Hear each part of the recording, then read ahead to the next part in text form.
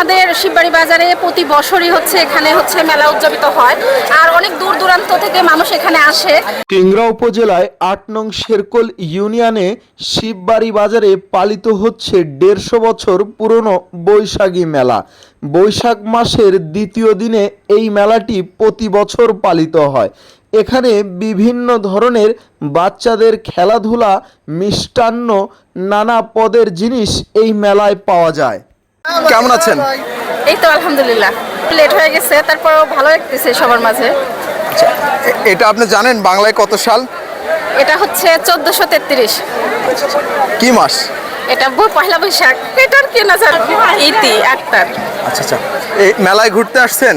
হ্যাঁ, মেলায় ঘুরতে আসছি। কেমন লাগলো? অনেক সুন্দর লাগছে মেলায় ঘুরতে। কি করলেন মেলাতে? মেলাতে এলাম, ঘুরলাম, ফুচকা খেলাম, চটপটি খেলাম, অনেক সুন্দর। আচ্ছা, পয়লা বৈশাখে প্রতি বছর মেলায় আসেন?